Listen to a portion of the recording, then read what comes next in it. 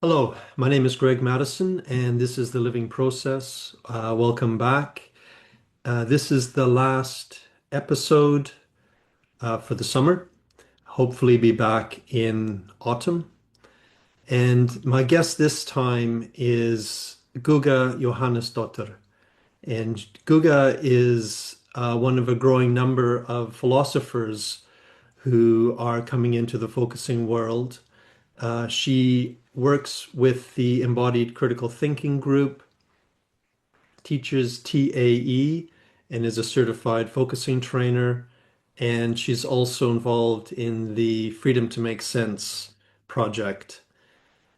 In this episode, Gugga and I talk about her research into landscape, the creative process, aesthetics, her understanding of beauty, which is, yeah, very profound. And we talk a little bit about the tourist experience and how it could be deepened so that it isn't just a spectator experience, but is a more deeply connecting experience between the person and the environment, and how that can actually influence our desire to care for the environment. I very much enjoyed this episode. I felt like I learned a lot from Gugga and her enthusiasm for research and kind of the rigors of understanding the structure of experience. I hope you enjoy this episode with Gugga. And in the notes, you can find a link to more of her work.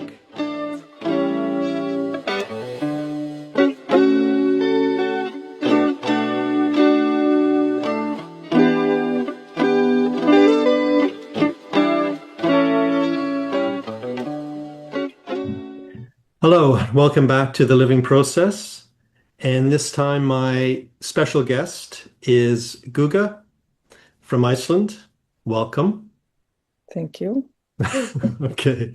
I've had a look at some of your work and it looks very fascinating. So I'm really looking forward to hearing from you why these different topics feel important to you and how you maybe add focusing to them or use focusing to explore them or whatever.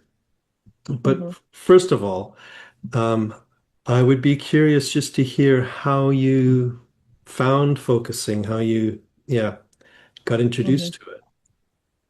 Yeah, that was in 2015. I had just finished my PhD on environmental aesthetics and the aesthetic experience of landscape. Mhm. And my supervisor in my PhD was Sigríður Þorgeirsdóttir. And she was during the winter 2014 to 15, I think it was. She was a guest professor in Helsinki, in the University of Helsinki for a whole winter. And at the end of that winter, I came also to Helsinki to do a Nord Plus teaching program for a few weeks, and I stayed with her. And then she had gotten to know focusing through a Finnish philosopher called Virpi Lehtinen. Okay. And when I came to Helsinki, Sigga tells me, you have to know about this method called focusing, and here's the book, and gave me the book by Lynn. And just on the first pages, I thought, oh, this I know this. This Mhm. is this is very familiar. This is what happens when I go and walk by the river, and this is what happens when I'm in nature. And then I think I had like two sessions, just private lessons with Virpi. Mhm. Um, and I immediately was just in it, and, uh, was very kind of, it felt like somehow like coming home in a way. Mhm. And and I just remember, after the first session with her, I came out like I felt like I was walking on a cloud, because something that had been kind of tensing me up for the last few weeks, it had just been there, stuck in my body, and then just through a very simple process, it was kind of, whew. So it was very kind of I had big felt shifts Hmm. very immediately. And and then of course me and Sigga immediately started doing this kind of listening with each other while I was there, and we realized how familiar this also felt, to the process that we had been in together for many years during my PhD. That there was some kind of this type of listening that we had been doing intuitively, Hmm. without really having a name for a method of what we were doing. So that was my first kind of introduction to it. And then a year later, uh, Sigga and Donata and Virpi and others organized. There was a summer school on like a feminist philosophy summer school in Iceland, Okay. where Donata came and introduced thinking at the edge, and that's when I first got to know that method, and that was like a liberation for me as a philosopher. And then just after that summer school, I did a weekend course of focusing, and immediately thought, I want to learn more, and I want to teach this. I want others to experience what I'm experiencing now. This Hmm. kind of new feeling of freedom somehow. So yeah, that since then I've been just learning more and more. Okay. Yeah. So for you, it sounds like it was very much uh, kind of a confirmation of what was already quite natural for you, Yeah. but maybe making it somehow a little more explicit. Yeah. Just making it explicit. Yeah. Because it was, as soon as I got to know this method, I recognized it, but Mhm. I also recognized that although it had played such an important role in my life and in my philosophical thinking, Yeah. I was absolutely unaware of it. Yes. Yeah. Yeah. So being aware of it, making me then able to use it more kind of directly and Hmm. intentionally was such a huge shift. Yeah. Yeah, exactly. That once you're aware of it, then you can intentionally call upon it rather than just waiting for it to naturally arise. Yeah, Yeah. exactly. Yeah. Yeah. Yeah, I know that makes a lot of sense to me. Hmm. And so it's interesting. I always like hearing when people come to focusing not through the therapy route because that's what I'm most familiar with. So it's nice to hear that increasingly it's at least in your group, Hmm. it's sort of starting to come in through academia and philosophy. Yeah, yeah. And I'm curious then, I'm not exactly sure how to ask the question. It doesn't quite seem right to say, what are your interests? Mm-hmm. Because when reading your papers, it doesn't sound as abstract as an interest, the sorts of philosophy and writing that you do. Could you tell us a little bit of just your main kind of passions in the area of research and philosophy? Mm. Yeah. So I kind of came to philosophy unexpectedly and kind of randomly. I used to study how to play the piano as a kid, Oh. and a teenager, and that was kind of I had my path laid out in my mind. I was like, okay, this is my path, Hmm. music. And then when I come out of high school and come to the real music school here in the city, I was brought up outside of the city, Mhm. and then I realized how narrow the path in music was at the time. It was just if you're going to be a classical musician, a concert pianist, and that's the path that is offered here. And I realized, oh, that's actually not something that I want. I just like music and I want to have music in my life, but I don't want to be a classical concert pianist. And at the time, that was very kind of, there wasn't many other paths of like higher education in music then. So I kind of dropped out and did some, art workshops and, just kind of learning all sorts of things, photography and stuff like that for a few months. And then I decided, well, I want to try out the university. And I came to philosophy because it seemed most fun, and, Wow. and and then I was there, and still I felt like, well, we're learning all of these things about these ancient guys and what they said, and what has it to do with my life right here, right now, and the society I'm living in. And I was a little bit frustrated with how abstract it was. And then I got to know environmental philosophy, philosophy of nature, environmental ethics. And then I felt, this is something, there was something that kind of, it moved something in me. It resonated with something in my experience, that this was important. And so I did my BA thesis on environmental ethics, and then I went to Lancaster in the UK and did a MA program called MA in Values and Environment. It was one of the first in the world that focused specifically on environmental philosophy.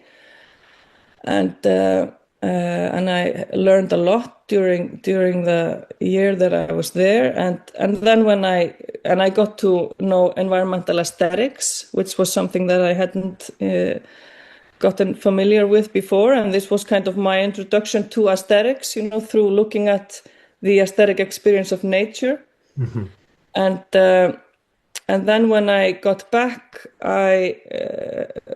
this kind of opportunity to do a PhD on the concept of landscape kind of came into my hands. And I wasn't specifically planning on doing a PhD, but when I was asked, okay, we have this concept of landscape, we have this problem in environmental decision making here in Iceland. We don't know how to deal with this landscape value. And we just know that we have to kind of understand this better in the Icelandic context. Do you see any kind of perspective from your studies that could shed a light on this? And then environmental aesthetics was an obvious kind of context for looking at this. So then I thought, okay, I'll do a PhD if it's something useful, something that can actually, maybe have an effect on things here. So that, has been my kind of main field, this environmental ethics, environmental aesthetics. But through my PhD work, when I interviewed people about their aesthetic experience of nature, I realized something that I hadn't, been much aware of before, is that when people have aesthetic experiences, for example, I interviewed people about having been on the glacier, and they came down from the glacier. No one had been lecturing them about climate change or giving them any rational arguments for why they should, change their behavior or, think something about their relation to nature. And they came down describing their experience to me, how all the colors and the smells and the forms and everything had kind of captured their whole attention. And then they expressed, all of them expressed the same thing. I felt so small, and I realized, hearing the water melt in the glacier, that there's something here going on, and I have a responsibility. What's my role here in this situation? So I understood that, wow, just by smelling and breathing in and, being in the glacier, you learn something that we are so desperately trying to teach people through logical arguments and convincing them, look, it's all going to hell, we have to do something. And people just, they don't react, they rather go into some kind of kind of denial mode Yeah. when they hear all of these arguments, you know. So, but feeling it in a bodily way is something different, you know. And then at the same time, I was asked to start teaching in the arts education department in the Arts University in Iceland. And then it all came together, you know, because that's what they emphasize, you know, we learn through the arts is learning through experience, you Yeah. know. It was the same kind of thing going on, learning through experiencing nature and experiencing art. You know, it's kind of this embodied understanding. So let me ask, I mean, that sounds fascinating to me. I want to just go back a little bit, and I feel like I'm beginning to get a sense now. I can hear in sort of your academic story Hmm. where things really came together for you, and I can see where focusing enters. But I want to just go back a bit. Can you just say a little bit about what environmental aesthetics Hmm. covers? Yeah. Yeah. So environmental aesthetics is a field that kind of came to life maybe again, or, you know, well, for the first time as this, you know, field with this name in the 60s, 70s. There was a British philosopher called Ronald Hepburn who wrote this paper that is often, you know, connected with this beginning of this field. It was called Contemporary Aesthetics and the Neglect of Natural Beauty. So when aesthetics first became like a field within philosophy in the, you know, 18th century, it was always, you know, people like Immanuel Kant was one of the first ones who did like a big comprehensive account of aesthetics.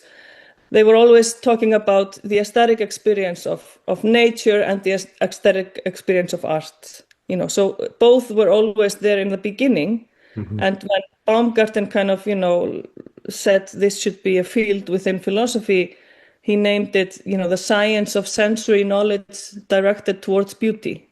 So very kind of very open, you know, much more open than it later became somehow narrowed down to just philosophy of art. Uh-huh. Okay. So, you know, in the middle of the 20th century, if you would have any kind of anthology on aesthetics, it would have a subtitle, The Philosophy of Art, you know. So it became narrowed down to just looking at art. Um, and then, you know, in the 60s, there was people all around, you know, people in Finland, people in Canada, people in UK, and the United States, you know, it seemed to have been at the same time kind of discovering, hey, we should also be talking about nature in Hmm. aesthetics. Hmm. Why aren't we discussing nature in aesthetics?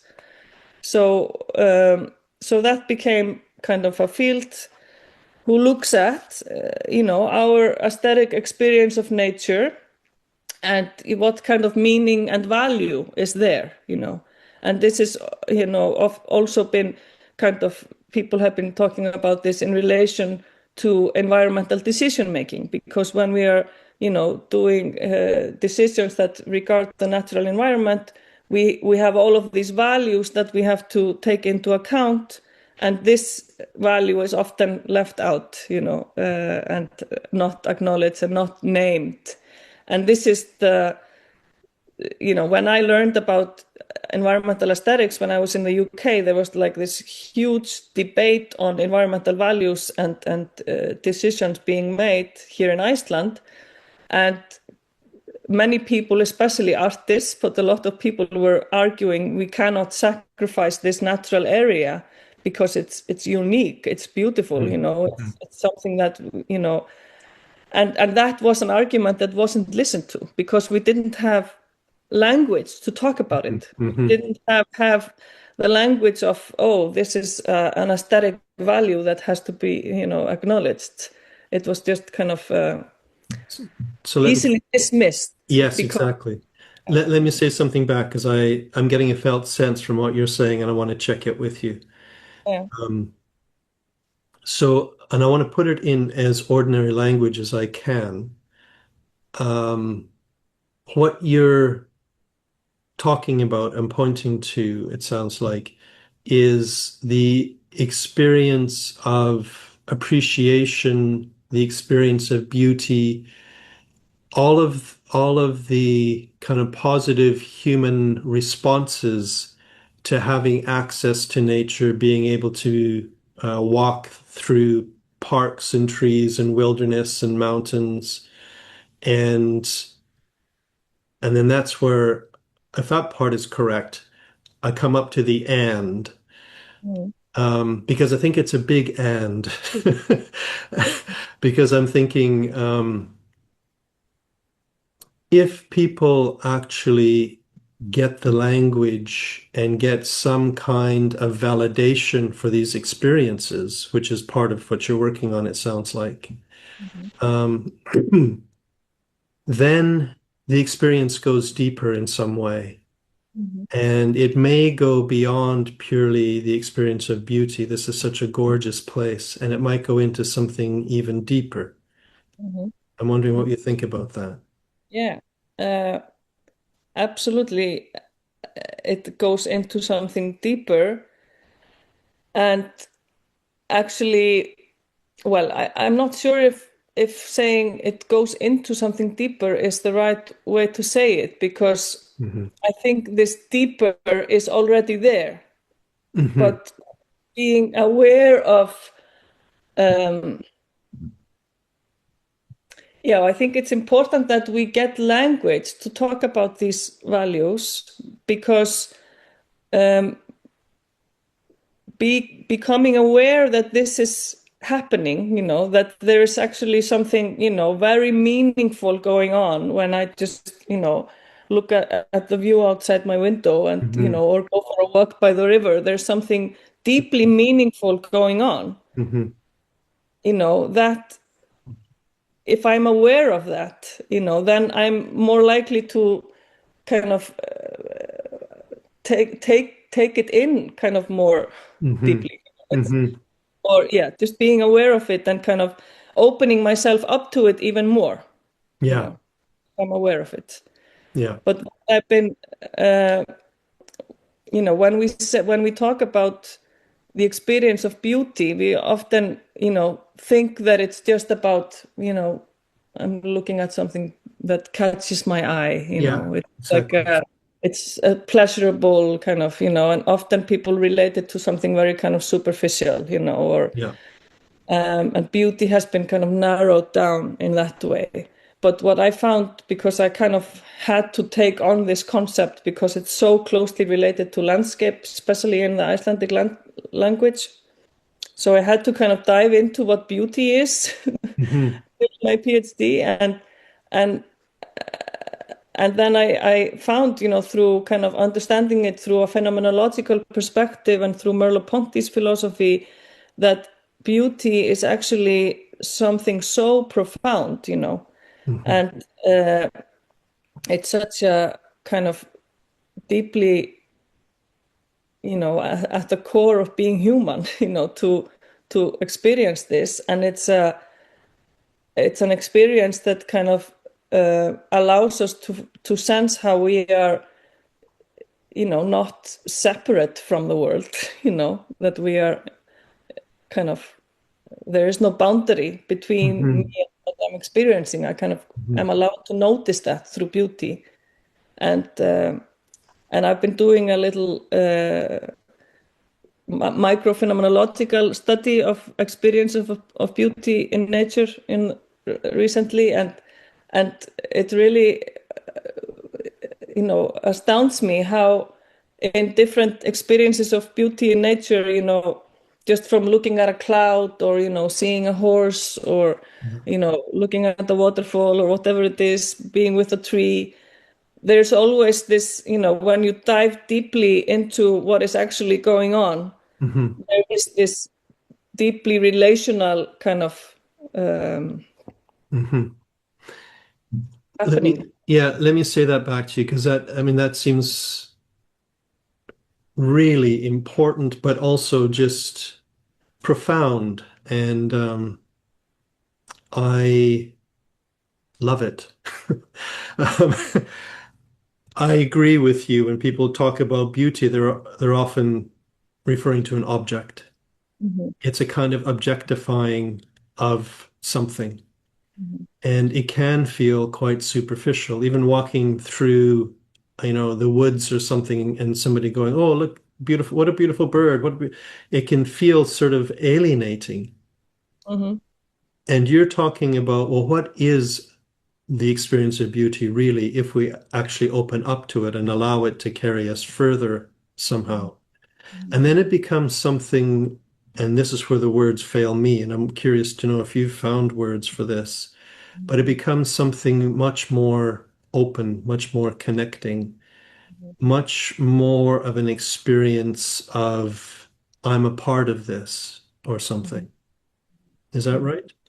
Yeah.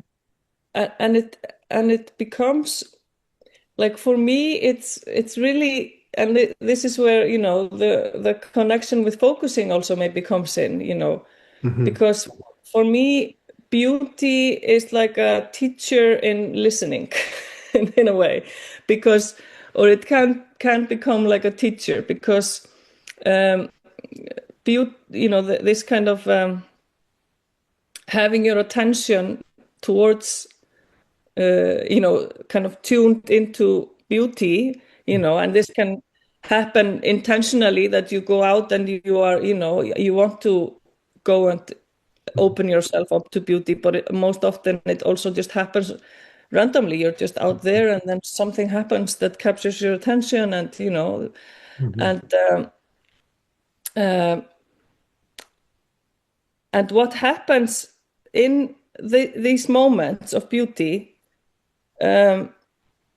is that everything else, usually, there was a French philosopher, Pierre Hadot, who talked about that we have like three basic approaches to the world.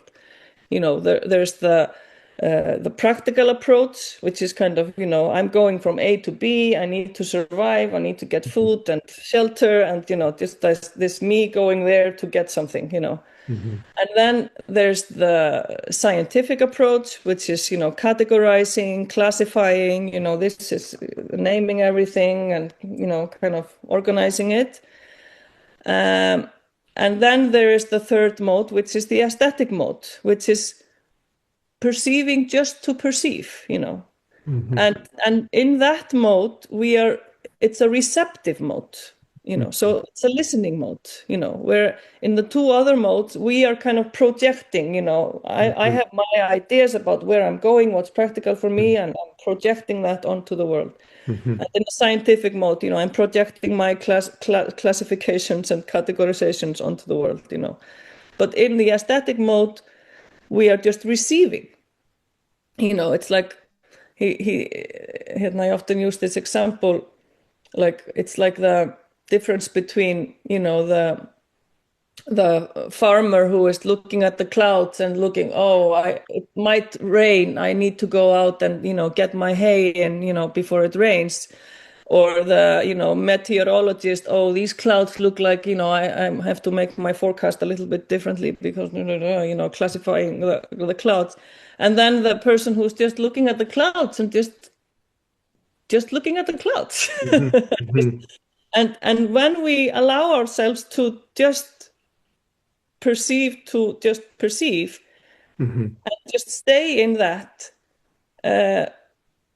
kind of dwell with something, in this receptive mode, we are kind of like opening up to receiving meaning from the world in a way. Well, that's my question. I totally agree with you. But what is it that we're dwelling with Mm, then? mhm, If, for example, we're receiving the clouds, mhm, which is different from looking at the clouds. mhm, We're receiving them, and then we're dwelling with what is that mhm. we're attending to that's different from, scientific attending or any of that other stuff. That's a good question. I think, we are what we are attending to is we are attending to like what does looking at that or hearing that or sensing that, what does it create in me? You know, Hmm. how do I resonate? You Hmm. know, what does this make me feel? You know, and and and then we allow ourselves to dwell there, and then something pops up. Hmm. Something comes from there. And something comes from there that maybe tells me something about my relation with the cloud or with the world. Yeah. Or Yeah. you know. Yeah. I find it I at least find it very difficult territory to talk about without um, splitting it Mm, into the other kinds of experiencing. mm, Because when I imagine looking at the cloud in the way that you're describing, so that I'm actually receiving it mhm, and dwelling with, I am actually dwelling with a feeling or maybe a felt sense of that, not just that cloud. It mhm, becomes less mhm, subject object kind of relationship for me, I'm thinking. mhm, And the question is, so what am I dwelling with? And it feels like it's a moment of um, where I witness the world's entrance into me in some way. There's something that feels um, more, it's so hard to say. And I'm curious to see if any of this resonates for you, but more like where life or where nature is more than showing me my place in it, more like almost inhabiting me. mhm, And I'm witnessing that. I'm witnessing my um, not separateness from it. mhm. Yeah, exactly. This is exactly, you know, the type of experience that when I have been interviewing people and myself about Hmm. the experience of beauty through microphenomenology, this kind of experiencing yourself as not a self, but as Hmm. a as a Exactly. as this kind of part of, Yeah. that is the kind of core of the experience. Yeah. Yeah. Uh, and that's why, I think it's such an important experience, even the everyday ones that seem so, Hmm. insignificant, like this, just, looking out the window and seeing a cloud, it Hmm. Hmm. doesn't seem so hugely profound as, like, coming to this spectacular waterfall, or Yeah. on top of a mountain in big valley, or Yeah. these kind of images of beauty that we have, like, this spectacularness, uh, but it's just in these tiny everyday moments that this profoundness is there. It's in those moments also, even though sometimes when we are in these spectacular places, it more easily becomes somehow, obvious. Or But sometimes I guess in my experience, sometimes I go to a spectacular site like that expecting to yeah, feel exactly. something, and somehow I can't get it. It's like Yeah, yeah, it's too visual or something. I can't yeah, access. yeah, yeah, Uh, exactly. why do you think nature it well, maybe you wouldn't agree. I'm thinking that nature has a specific ability. It's more evocative of these kinds of experiences for some reason. And if Mm, that's true, how does nature have that power for us? mm, yeah, I mean, I guess, I wouldn't confine these type of experiences to nature. I think we can also experience them in, man-made environments and in art. Mhm. But maybe it's a question of accessibility, because sometimes, the layers of culture and meaning, that are on top of, man-made things and on art. And sometimes, with art, it sometimes, for many people, contemporary art, unfortunately,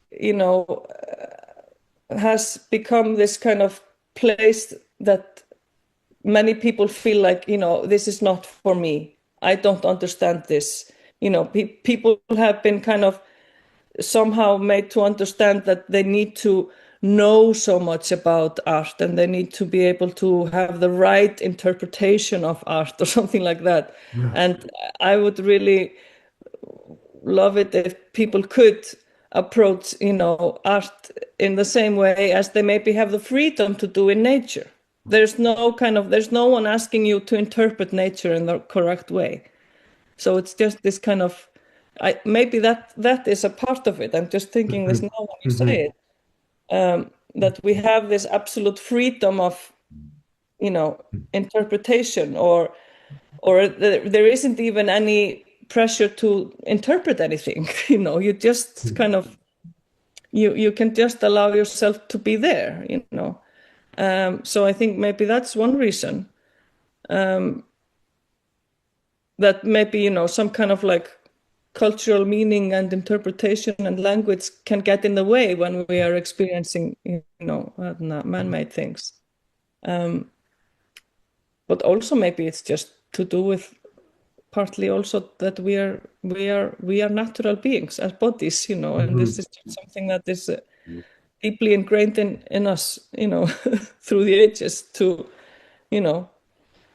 have this kind of responsiveness. We recognize our nature in nature. Yeah, something like that. Yeah. The other thing I was thinking as I was listening to you is I can see out your window the nature there, which is really nice to see as we talk about this. And I'm thinking maybe also not only is nature kind of more immediate, it has less layers on top of it, but also often it's beyond our control. If you walk through the woods, you can't start weeding the woods. There's far too much there.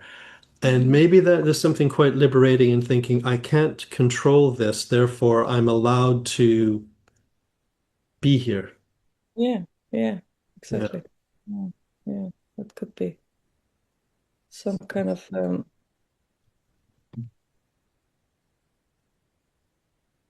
yeah.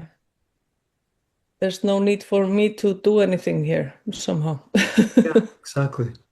Yeah. Yeah, exactly. Yeah, it doesn't call upon me in that way.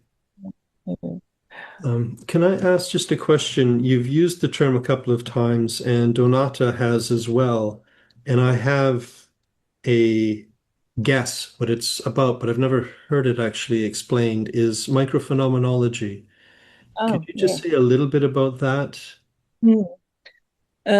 So this is a method that was developed by Claire Petit-Manchon, who's a French philosopher. And it was kind of in the context of neurophenomenology and this kind of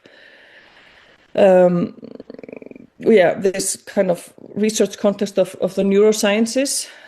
Francisco Varela was her, I think he was her supervisor in her PhD and, collaborator. And he was saying at the time, we have all of these great methods to measure what's going on in the brain, when we're experiencing different things.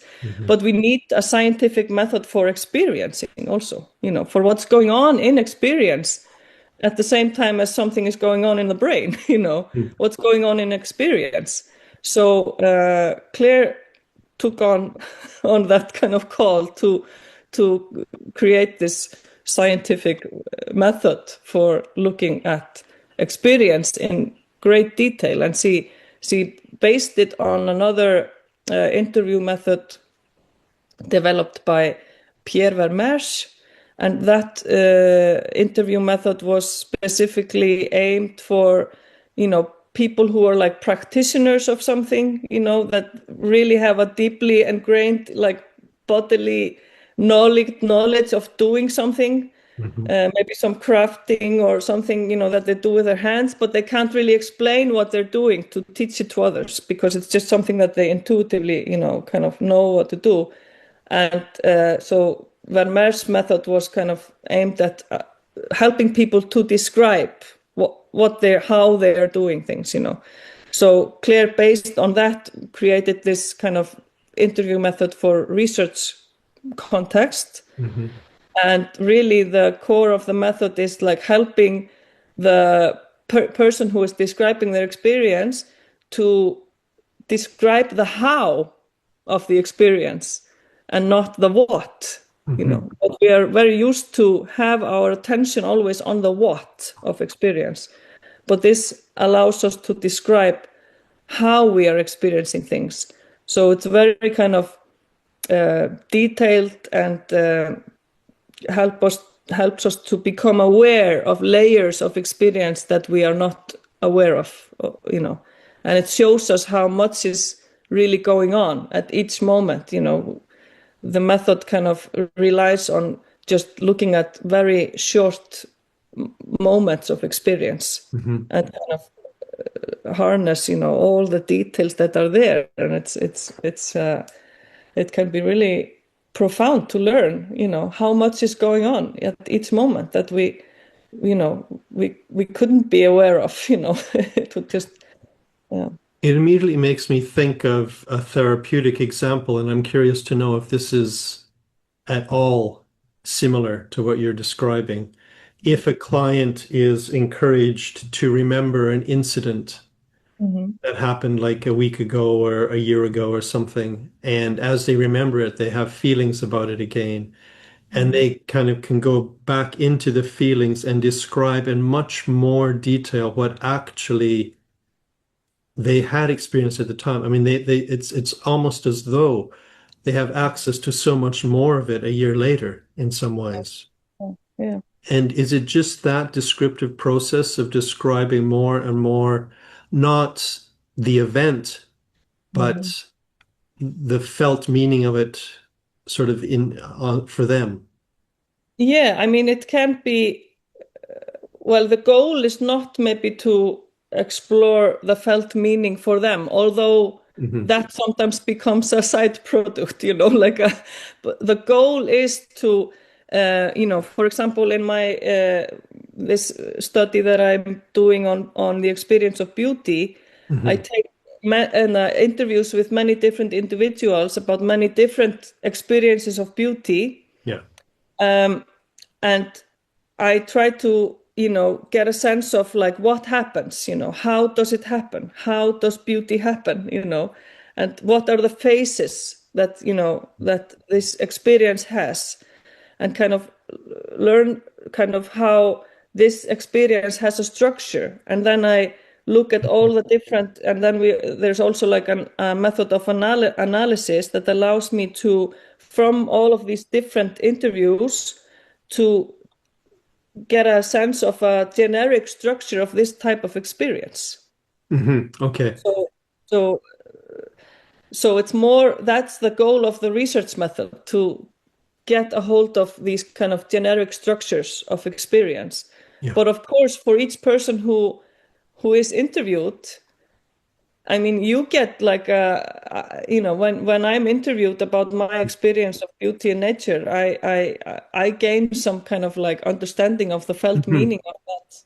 But that's not the goal of the research method, perhaps. Okay, so let me say that back to you. The goal of the research method really is to uncover the basic sort of generic structure of the experience of beauty, for example. Yeah.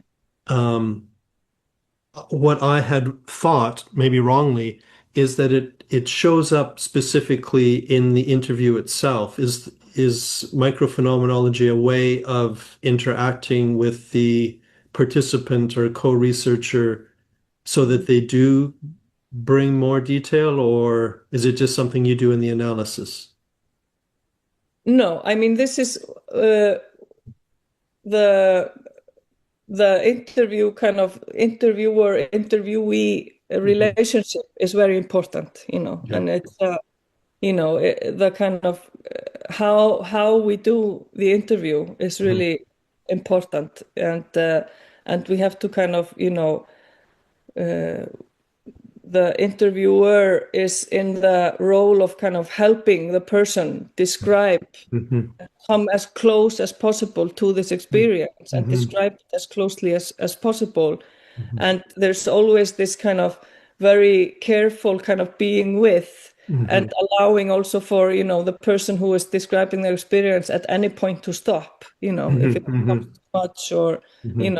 something like that. So it's very, yeah, it's very specific, like how it's done. And this, Mhm. yeah. One more question.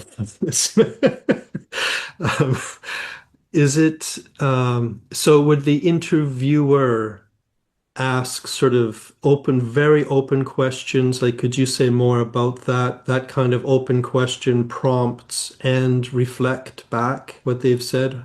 Yes, Yeah. that's the key thing, that the interviewer, there are always like content-free questions, really.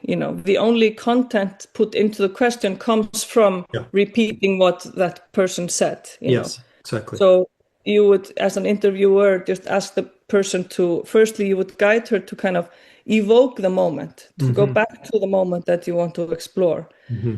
And then you would, ask her to describe what happened first, and then they will describe what happened, and then you will ask them, okay, when this happened, how did that happen? When this Hmm. happened, to ask the people always to kind of come back to the moment, to go deeper, Hmm.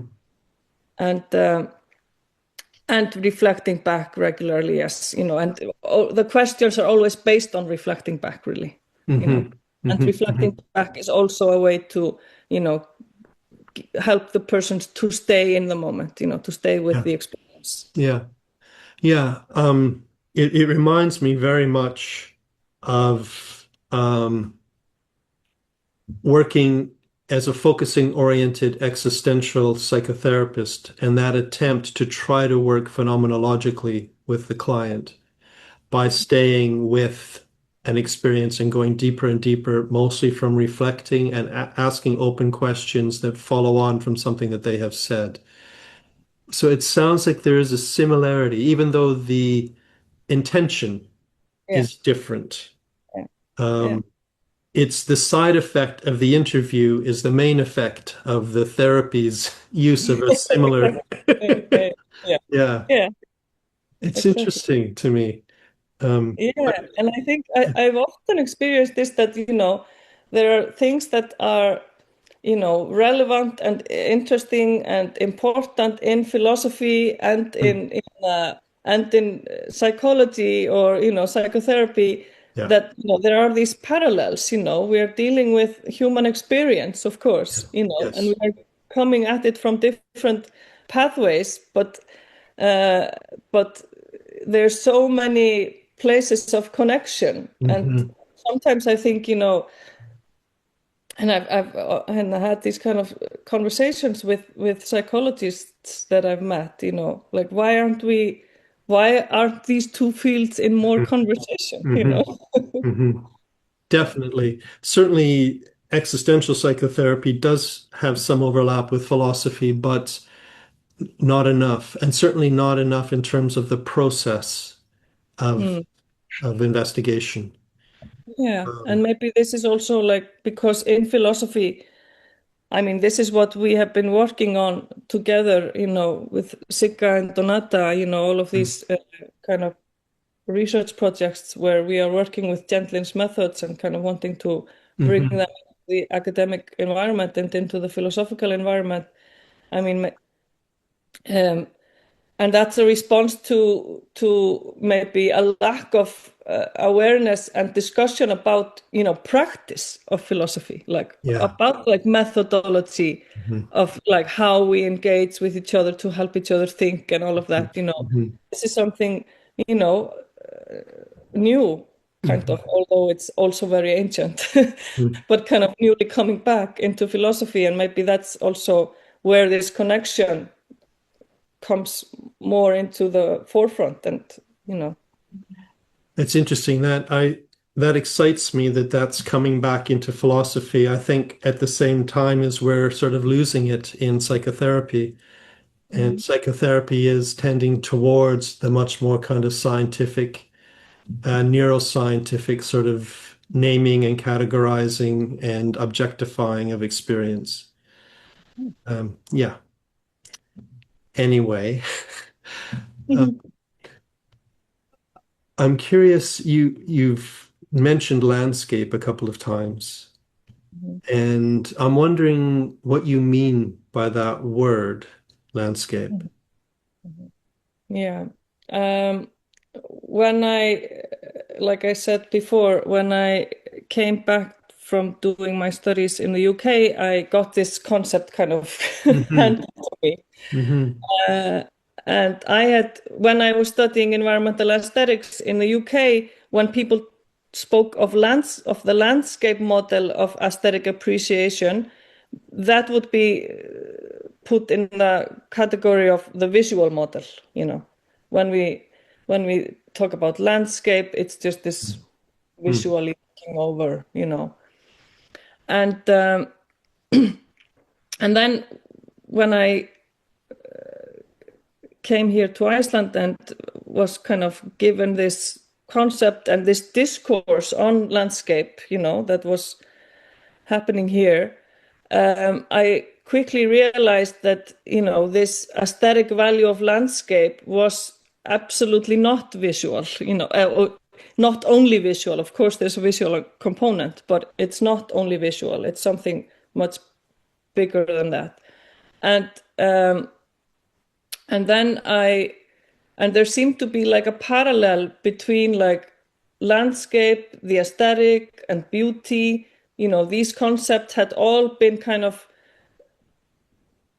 often seen as either only subjective or only objective. You know, like landscape is an object, you know, beauty is in the form, the aesthetic is, you know, this kind of form and visual. And or it is seen as, you know, it's just in the each individual's experience, you know. Hmm. So I was, you know, learning that all of these concepts actually are not either or. It's exactly these concepts are concepts that are describing this intertwining, you know, this place of like there are no boundaries between the object and subject, you Hmm. know. And landscape is very in the Icelandic language. It's very connected with beauty from the start, and uh, and it appears in Icelandic language much earlier than the English landscape concept that comes with the kind of Dutch landscape painting tradition. Hmm. My colleague Edda Voge, who's a geographer who was doing her PhD on landscape at a similar time, but from a different perspective, she found examples of this word from the I think from the 12th or 13th century from the sagas here in Iceland, and then it was often used in the context of, you know, people were coming here to this island and they saw that they came with their boats to shore, and they saw that there were mountains and beautiful landscape and that they could live there. You know, so it's kind of like and at first, when in the first examples it is written not landslag. In Icelandic, landscape is landslag, and lag can mean a form and a layer also, but it was in the earliest examples written landsleg, and leg means a place where something can lie. And today it's mainly used for a woman's uterus, you know, so where the embryo lies in the Hmm. uterus. Hmm. And I think that really kind of shows this relational understanding of landscape, that landscape is, you know, its environment when perceived aesthetically, when perceived in this way that we've been talking about, when you Mhm. are really taking in, Mhm. okay, I'm a part of this. Yes, yeah. Uh, we don't use this word when we are projecting our own meaning on it. We use it when we are talking about being in this receptive mode of kind of being a part of something. And yeah. Yeah, that's interesting to me. When you're talking, I'm immediately imagining walking my dog out in the fields and how that landscape changes, really changes the way I could say changes the way I experience myself, but maybe it changes the way I am Mhm. Mhm. in response to that. It's not just visual, it's this the feeling of space and the feeling of the ground and the lack of trees and all of that. Um, it makes me wonder a little bit if landscape has this kind of interactive role in our development Mhm. as we develop physically and psychologically, if the landscape is in there. Yeah. If even, as children, if you grow up in a particular, or the earth looks a particular way, and you interact with that part of the earth, if it is actually structured into you. Yeah. I mean, I would definitely say, I mean, I think like Gentlin, you know, said, body is environment, Mhm, it's body environment, mhm, So mhm, it's, there is no separation. So of course, mhm. I think, we are our environments, and the environments that we are in, they shape us. And Yeah. that's why also, I mean, we've talked about environmental aesthetics and how it emphasizes, the importance of having the opportunity to experience beauty in natural environments, Mhm, but it also has this, you know, way of acknowledging and making us aware of how important it is that we design environments, the human-made environments that yeah. we are in. We need to really carefully design them for people to flourish in them and Yeah. not to shut down, Yeah. because many of our human-made environments are kind of so kind of noisy and difficult that Mhm, we shut our senses down to mhm, protect ourselves from not taking in too much negative kind of mhm. stimuli from the environment. So I think this aspect of what environmental aesthetics can teach us is also really important. The negative aesthetics, and how Mhm. to be aware of that also. How important it is that we try to foster positive aesthetic experiences in all our environments. That is so interesting. So it's not just that people coming down from the glacier care more about the environment because they feel it Mhm. rather than they're lectured about it. Mhm. It's also that that feeling is a guide to the kind of environment that is more flourishing for human existence. Mhm. Mhm. Like we could, for example, if I follow you, we could, for example, ask ourselves, what would the city look like if it felt like this? Mhm. Yeah. And see how the design flows from that. Yeah, yeah, yeah, exactly. Yeah. Yeah, that's interesting to me. I know we're up to time, but I'd like to ask one last question if I can. Mhm. Um, just to say on that landscape thing, my own research was, as I said before, on home.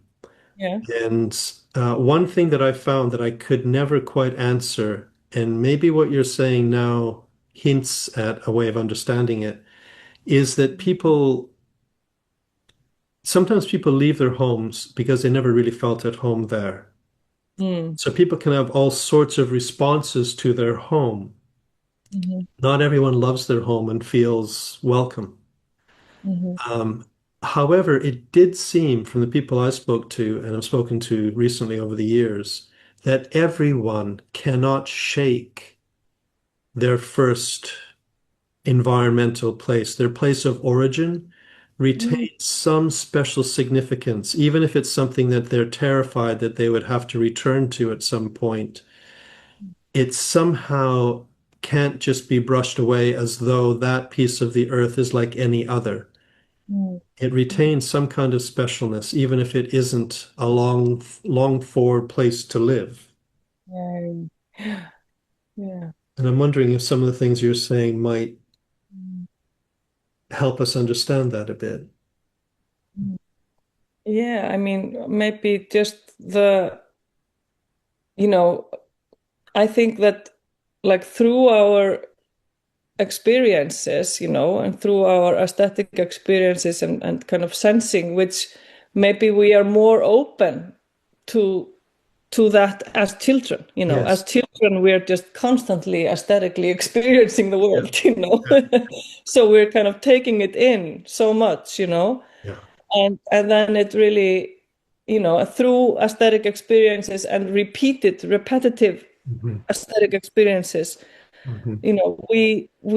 we start having a very strong relation to a place. It becomes a part of us. Yes, And literally.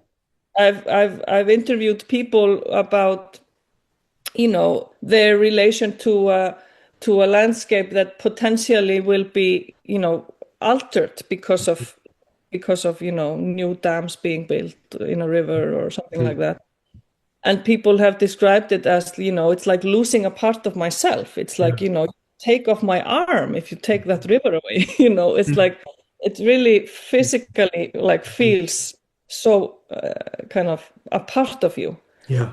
So I think that might be and maybe I'm just thinking out loud as you said this, that maybe it is because in our early childhood we are so even more deeply open to kind of let the environment become part of us, that that Mhm. that that connection just is there, Yeah, as a, yeah, like it really shapes our elaboration. yeah, yeah, yeah, There's an Australian sociologist that wrote about that experience about place bereavement, he called it, yeah, where a loved place is lost under a yeah, dam or whatever. Yeah. exactly. So the last thing I'd love to ask a little bit about is m- your interest in tourism.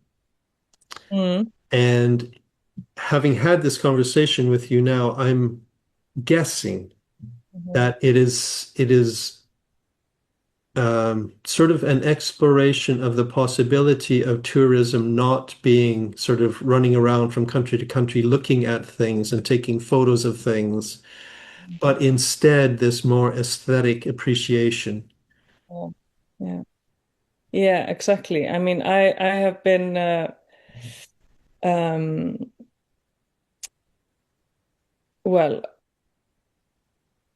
I wouldn't say that I've been, deeply interested in tourism, but I've just been in an environment where I've worked with people who are working in tourism studies and, collaborating with them and kind of reflecting on these kind of issues that are, so kind of also so obvious here in Iceland, which happens to be a very popular tourism place in the last 10 years or something like that. And also, well, I think it kind of started out of my PhD project, where I was with people going on glaciers, and this was back in 2008, and there was no one else on the glacier except this one group, and people were having these profound experiences, and and then tourism has grown so quickly since then, and it's like just people everywhere, many groups on the glacier at the same time, and it seems to, this kind of everyone just going quickly around the country, Mhm. taking their selfie. Oh, I've been to this waterfall and I've been to this glacier, and it seems that they are maybe approaching nature as an object and a spectacle, Yes. rather than having this profound experience and this kind of approaching it as a spectacle becomes in the way of them really experiencing it, and really, coming out from being in Icelandic nature with a new understanding of their own relation to nature in general, and I see it as such an opportunity, we could be, sending thousands of people away with a changed ethical understanding of their relation to nature, but instead we're just sending them home with lots of selfies, Yeah. So I see it as an opportunity to, be deeply meaningful for the tourists and also more meaningful for the people who are the residents of the areas that are being, Yes. tourists also, Yeah. because when the tourist comes and really listens to what's there instead of just projecting the image that has been Yeah. sold to them Yes. by marketing forces, when they really come and listen to what is there and the relations to the land that are there, then the people who live there also feel listened to in a way, that someone is appreciating how they see things, and how they experience the world, So yeah, I think we could do so many things much better in that context. Yeah. I absolutely agree with you. What you were describing sounds almost like a kind of treadmill tourism. Mhm. And maybe what we need is sort of a book on focusing oriented tourism or something. Yeah, Like yeah, a kind of a deep travel book or something like that. exactly. Yeah. Yeah, like deep ecology. Yeah. Is there anything else that you'd like to add? Anything else you're passionate about that we didn't get a chance to cover yet? Well, there's one more thing that that I'm passionate about and Mhm. that we haven't maybe talked about a lot, but maybe, that's too big of a topic, but that's, the artistic way of knowing and, how, the kind of artistic research and methods of knowing are really, should get more kind of space and acknowledgement in the academic kind of research context, I think. And the things that I've learned from teaching in an arts university and being around artists a lot are really yeah, they relate to this kind of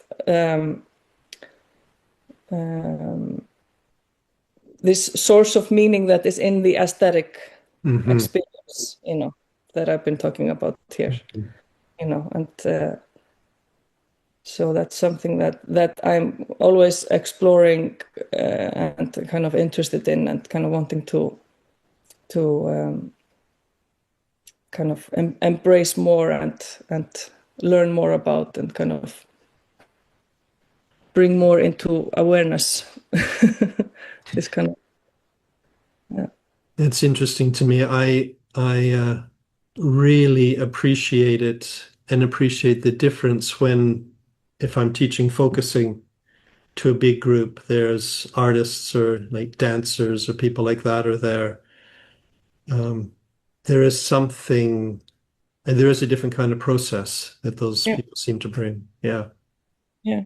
They know this, from I've been Mhm. teaching, thinking at the edge and focusing to the students and colleagues in my university and this is so familiar to them. Mhm. They know this already, but still, like for me at the beginning, having a name for it is Mhm. so important. Having Mhm. an awareness of it is so important as an additional kind of, so when these two things come together, something really great can happen, I think.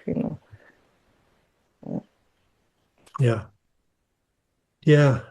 Thank you very much. I feel you're opening a very rich world. Thank you. Thank you very much. It was really so nice to have the opportunity to talk to you about it and thank you for your great questions that prompt new thoughts. Yeah, thanks very much for saying yes. Yeah, I really appreciate it. Mhm. Okay, Yeah, I hope that sometime we might meet. yeah, hopefully. Yeah, it would be nice. Okay, thanks very much. Bye Yeah, bye. bye for now.